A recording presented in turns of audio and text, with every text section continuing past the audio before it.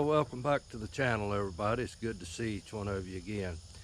This is kind of a bittersweet day, I guess. Today, this will probably be the last cultivating with the tractor here anyway of 2022 till next year. So we're going to try to cultivate these peas as I promised in my video the other week. Try to get one more of those on. We're going to try to cultivate these today, and this will be the last one. They're really growing. I mean, they are loving this heat. We're getting some showers of rain, thank the Lord, and they are simply loving this heat. So we're going to try to do that. I'm going to try to use, I've got my clamp, and I'm going to try to put the camera on there, and but I may sit on the tractor with holding the camera so you can kind of see what I do here.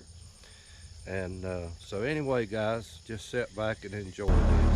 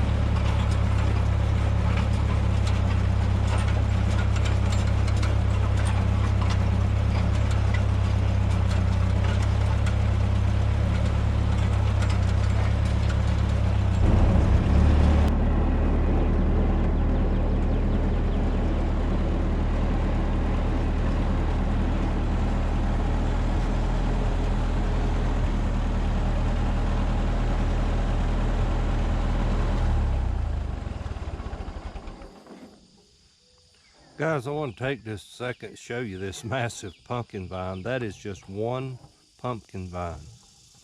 And just look.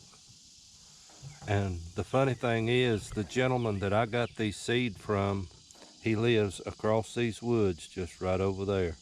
So I'm wondering if they're not wanting to go back to his house.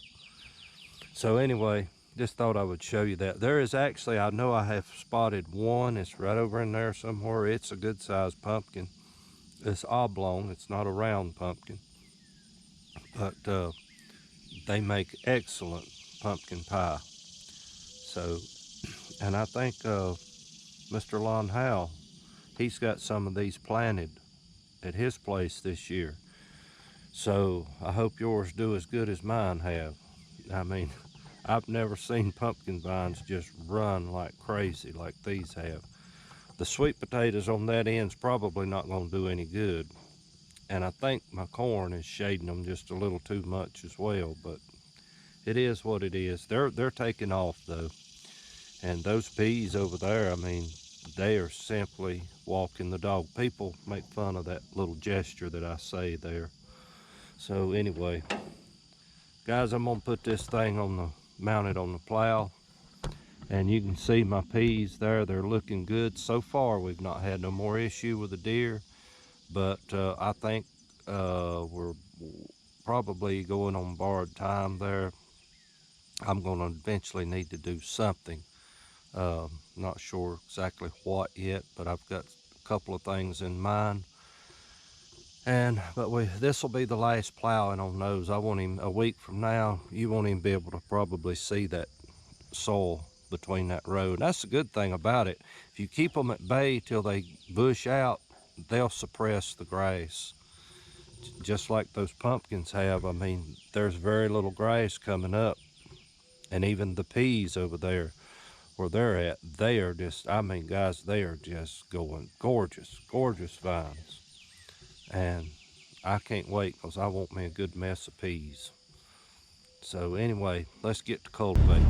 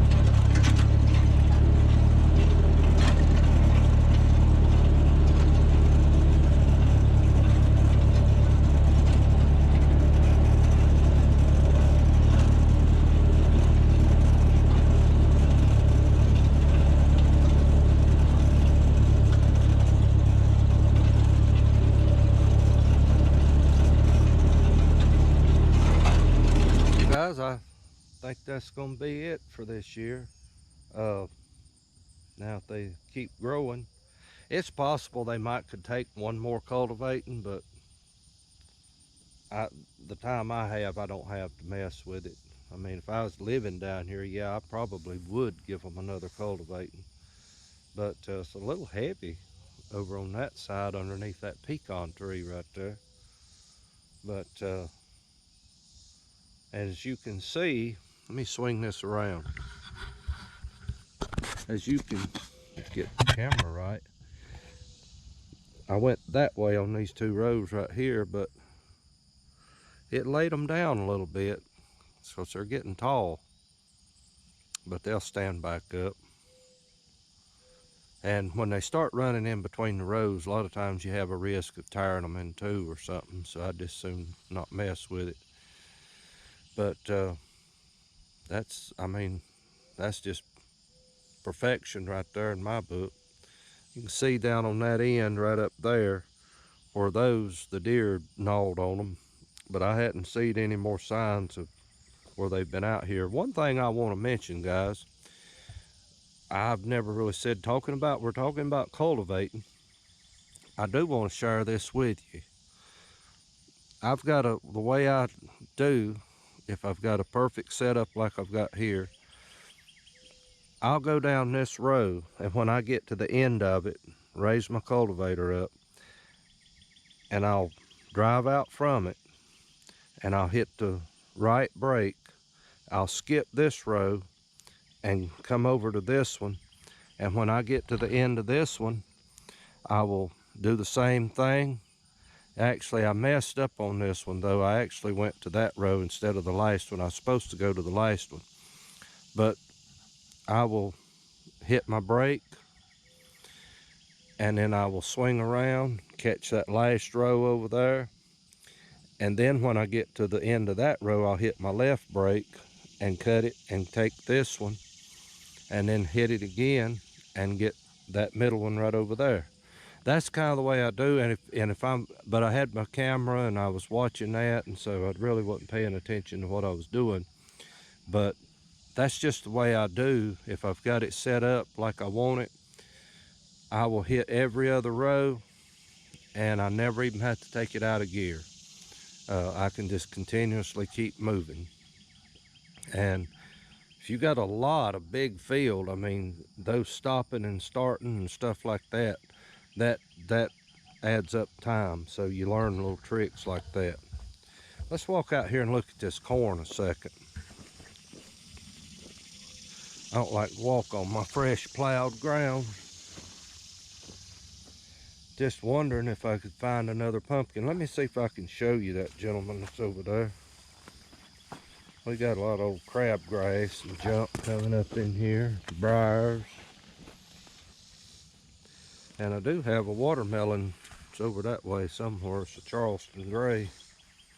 I think that pumpkin, there he is right there. Ain't he a nice one? I sure hope the rats don't get in it. There's more than likely another one in there somewhere.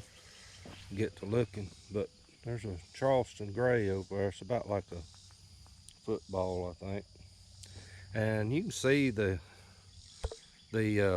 sweet potatoes, they're coming on out.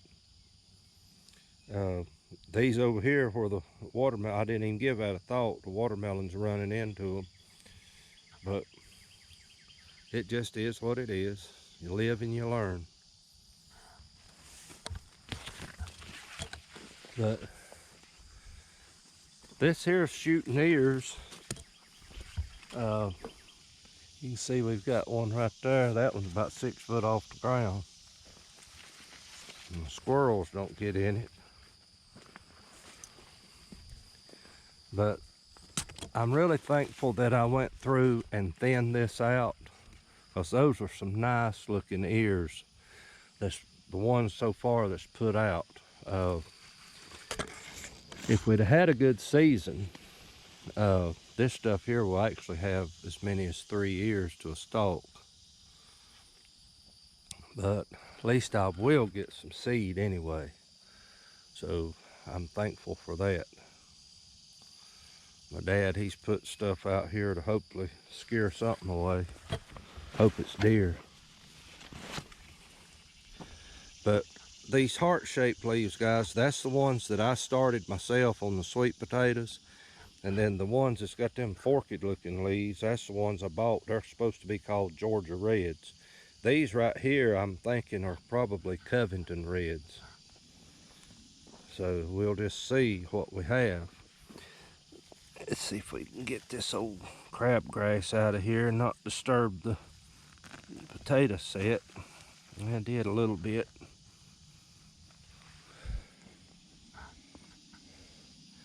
But if they'll ever start vining on out, we might have something. This old crabgrass, I declare it's aggravating around here.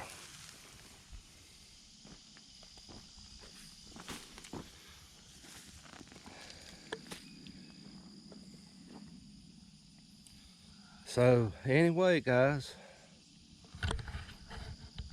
I appreciate you watching, and hopefully we'll have something else interesting next week. I've got something on the agenda that we'll try to work on. Be exciting.